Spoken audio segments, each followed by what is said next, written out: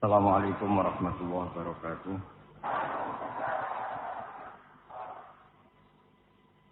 Alhamdulillahirabbil alamin wassalatu wassalamu ala asyrofil mursalin sayyidina maulana Muhammadin wa ala alihi washabihi ajmain amma ba'du. Menyiksa diri kamu sendiri. Kamu orang yang tersiksa, setersiksa-siksanya. Karena ada orang yang komentar miring, komentar negatif terhadap Allah Subhanahu wa taala. Allah terus menjelaskan, aku pancen jendawi langit bumi dalam waktu 6 hari. Wama masana min luhub, tapi saya tidak capek sama sekali. Terus Allah menghibur nabinya, kamu harus sabar atas apa yang mereka katakan. Sampean ini misalnya, darani wong, misalnya sing ayu darani elek tersiksa. Kasih mursyid darani ra mursyid tersiksa. Misalnya dia mursyid terus darani kader partai yang tersiksa. Nah, Nabi itu tersiksa karena Allah ini Tuhan kok disalahpahami sebagai yang capek. Itu wali. Ya tentu Nabi itu di atas jalan. Artinya ketersiksaannya ketika ada orang yang salah paham terhadap Allah. Dan saat ini buatan. Wali-wali amatir, ya wali abal-abal ya tersiksa nak rana sing sowan, rana sing salam templek. Wah itu tetap tuh, yakin itu pasti.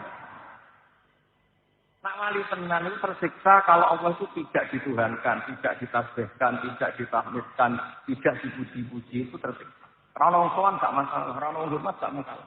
Sementing Allah tetap mazkur, Allah ini disebut. Allah ini tetap dipuji, ditasbihkan. Dan ini kadang misalnya musik toreko, nak sing teko akeh seneng posisi gremeng-gremeng niku boten wali. Yakin boten wali. Nah, jadi wali tak bener-bener nanti itu enggak bener. Itu mesti lewat belakang.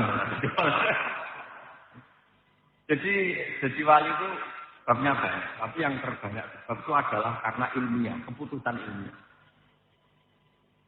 Keputusan ilmiah ini penting karena ini menjadi abadi.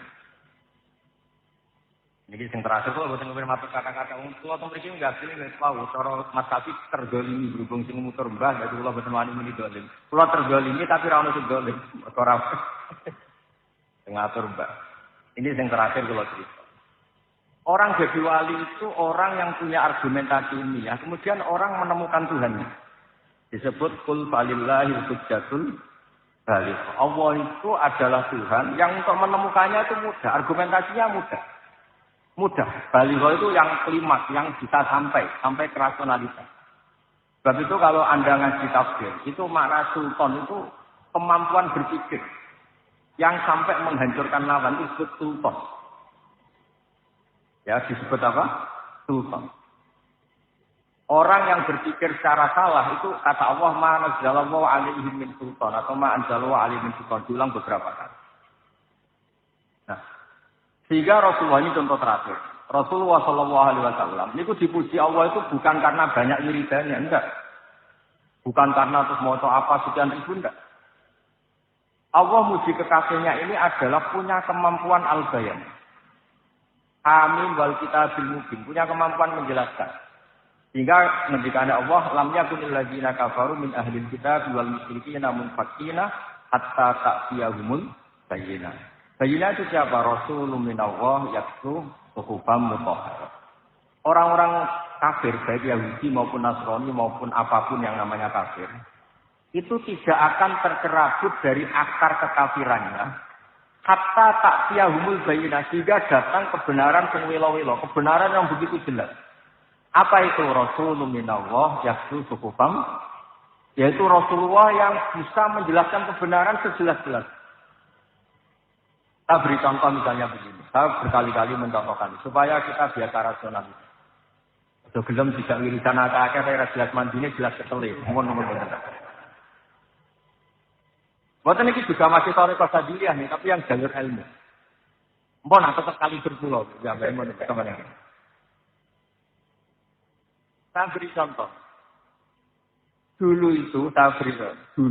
itu banyak orang yang menyembah manusia. Era Fir'aun nyembah Fir'aun, era Namrud nyembah Namrud, dan era Bidal CS nyembah benda. Yang disembah itu benda. Itu Nabi cara menjelaskan itu begini. Saya masih hafal hadisnya. Ini ada di Musnad Ahmad. Aku dua orang Musnad Ahmad. Dua ini primbon. Primbon itu Dungo supaya caleg jadi DPR.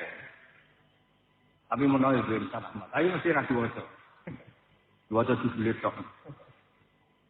Panjen kalau kok ben kok ngaji Ustaz Ahmad di pulau. Nama itu sekitar 14 juz. Pak sampean ngaji mulai Magelang suwe. Orang yang menyembah selain Allah itu kata Nabi itu memberi contoh begini. Kama sali rasulin istaro abdan min khalisi malik. Bidhahab bin awarikin seterusnya. Pokoknya begini. Orang menyembah selain Allah itu ibarat Anda punya pembantu, punya pekerja. Kamu modali. Misalnya petani yang bekerja kamu modali. Atau pedagang kamu modali. Setelah berhasil, labanya atau hasilnya dikasihkan orang lain. Padahal yang modali kamu, fasilitas dari kamu. Tapi setelah berhasil, labanya atau hasilnya dikasihkan orang. Misalnya kamu bekerja, diberikan bis. Ini buat transportasi. Atau pertanian, ini pakai. Setelah ada hasil, kamu kasihkan orang lain. Terus kata Nabi, ayyukum sarrohu ayyakuna abduhu kadzalik. Apa ada di antara kalian yang suka punya pekerja seperti ini? Kalau Magelang itu tak dotosi, ora waras. Kemudian Nabi menyatakan, wa rabbukum sayyidukum. Tuhan kamu adalah Tuhan kamu. Yang menciptakan langit, menciptakan bumi, menciptakan air, dan semuanya yang kamu pakai. Kemudian yang kamu sembah, tidak Allah. Itu waras tauran, pertanyaan. Semua fasilitas ini kan dari Allah. Kemudian yang kamu sembah selain Allah itu sama seperti orang dikasih modal, dikasih apa saja. Kemudian setorannya diberikan orang lain. Itu al-bayyinah. Orang terus mudah mencerna. Ya, Assalamualaikum warahmatullahi wabarakatuh. Pon. Oh. Yun bangun, tenan niya. Ribon terus kata niya guys.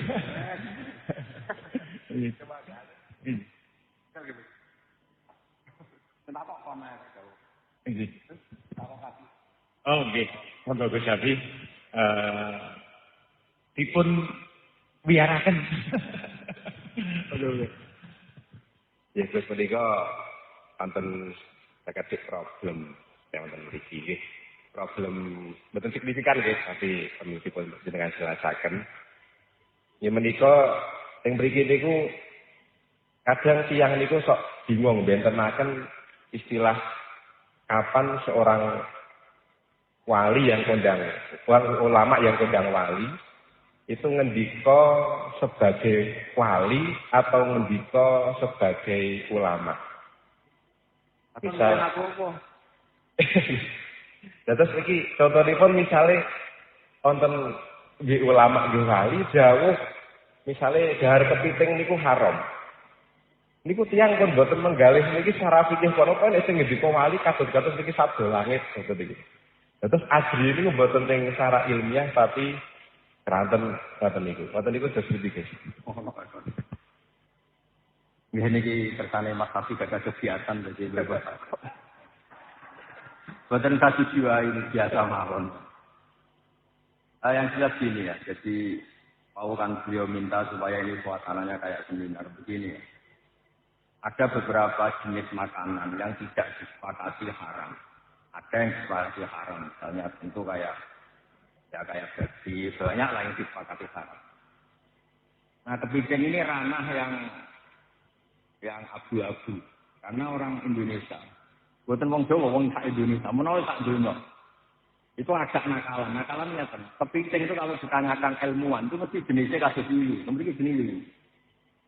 Tapi kenapa orang yakin nak lili haram, nak kepiting ono sing darane halal? Mergo nak lili haram gak eman kan cilik. Tapi nak kepiting haram itu kan eman. Jadi kenapa kepiting diperdebatkan kalau lili enggak disepakati haram? Karena cilik kan. Haram Allah gak penting. Kalau kepiting yang mengatakan halal banyak karena eman. Jadi itu dikatakan problem ya problem, dikatakan seni berpikir ya seni berpikir. Tapi yang jelas barokahnya kiai-kiai kita alim-alim biasanya digolek-golekno khilaf, mungkin khilaf itu digolek-golekno. Dan berkahnya fikih juga ini yang menjadikan saya pernah terganggu. Terganggu begini. Ini ceritanya toh, Mas Hafiz. jurnalis zaman kerusuhan Jakarta dulu itu pernah tanya, Pak Bahak, Kiai Indonesia itu stop cara ngajari fikih. Kenapa? Sampai maling saja berfikih. Itu betul, itu kisah nyata. Ketika kerusuhan Mei dulu di Jakarta, itu banyak orang penjara itu ngambil daging babi. Itu ditegur sama temannya sama-sama penjara. Itu haram, ngambil ini saja. Ini kambing. Padahal sama-sama jarah, sama-sama nyuri. Tapi kalau babi nggak mau karena haram, kalau kambing halal. Padahal sama-sama nyuri. Terus teman saya, wartawan juga cerita. Saya pernah juga ke kampung itu, betul-betul pernah. Tanya, Pak, kenapa kalau babi di luar, kalau kambing di dalam? Terus kalau babi tidak ada yang nyuri, karena tahu itu haram. Lah kalau kambing diletakkan di dalam, karena banyak yang nyuri. Kenapa? Karena itu halal. Jadi maling saja masih mempertimbangkan unsur halal dan haram. Padahal jelas nyuri itu haram. Jadi Indonesia itu memang unik. Unik. Nah itu yang cerita-cerita ilmiah tapi real. Nah menyangkut wali dan orang alim itu begini. Wali itu ada dua. Ada wali kebanyakan. Semua orang mukmin itu sama Nabi dikatakan wali. Ini wali kebanyakan. Ada wali yang karena punya keramat, punya beberapa kelebihan. Itu wali-wali yang kita kholi, wali-wali. Tapi kemudian kalau kamu tanya, wali sama orang alim itu hebat banget. Ya kalau walinya alim atau wali tidak alim itu begini. Ada beberapa ukuran. Ukurannya nafsu sama tidak nafsu. Misalnya begini, kalau saya disuruh milih. Kalau Allah nyuruh milih saya, hak kamu bisa terbang Magelang sampai Mekah. Terbang, bisa naik pesawat. Ngirit lah, tidak usah bayar. Sama kamu bisa ngajar takrib secara baik dan benar, milih mana? Saya pasti milih ngajar takrib. Kenapa kalau saya bisa terbang ke Mekah, ke Medina? Itu hebatnya apa coba? Burung ya bisa terbang. Tapi kalau saya ngajar takrib, ini pengetahuan Islam yang bisa menyelamatkan umat. Mereka tahu istinja, tahu sholat, tahu cara puasa yang benar, cara haji yang benar. Sehingga orang alim ini nafsunya lebih kecil karena dia memilih sesuatu yang manfaat bagi orang banyak. Tapi kalau saya terkenal bisa terbang ke Mekah, paling banter sama nabi numpang Jenderal Sambayan. Itu nggak untung, Islam itu nggak untung. Untungnya orang masjid-masjid yang membayar. Nah, ini kemudian menjadikan kastanya ulama dibanding wali yang senang keramat itu beda. Tapi alhamdulillah, saya ulang lagi, alhamdulillah, saya syukur-syukurnya. Wali yang terkenal di sini itu orang-orang ngaji semua. Mbak Dalhar itu temannya Mbak Mahfud, temannya Mbak Munawir. Orang-orang alim yang lama sekali ngaji Mbak Mahfud. Pak Ahmad Abdul Haq juga sama. Dulu Gus Dah ngaji Dalail di sini, semua syaratnya ngaji. Orang tahu semua, siapa yang nggak tahu Mbak Mahfud termas. Nggak tahu Mbak Dalhar, Mbak Munawir, Mbak Bedu, semuanya ngaji. Nah, ini yang repot ngerasa mengaji sama menijazah ini. Itu nggak bener. Kan mulang takrib juga bener. Jadi saya ulang lagi ya. Jadi kalau wali betul itu memikirkan sesuatu, bapak saya kalau ngandani saya, kena terkenal wali paling wong gula jaluk dungo. Tapi kena terkenal ngalim, wong teko jaluk mulang halal haram. Dan itu Islam untung. Karena orang kemudian tahu halal haram. Misalnya saya bisa terbang ke Mekah, paling bantu kan Gus melok Gus beneran bayar kan mirip. Tapi kalau saya bisa takrib dan sampean datang ke saya, tahu istinja itu kayak apa, kalau mandi junub itu kayak apa, kalau istri ngomel-ngomel itu dikasih apa, itu ngerti semua. Beliau itu pakai itu ngajari ilmu yang Mbah Mun itu gak seneng. Di bab ini Mbah Mun gak seneng. Kata Mbah Mun itu pakai itu kadang ya lucu kan. Di pakai itu ya kalau perempuan diajak suaminya hubungan intim gak mau itu gak wajib dinafkahi. Si perempuan juga diajari kalau suaminya nggak mau nafkahi juga nggak harus mau.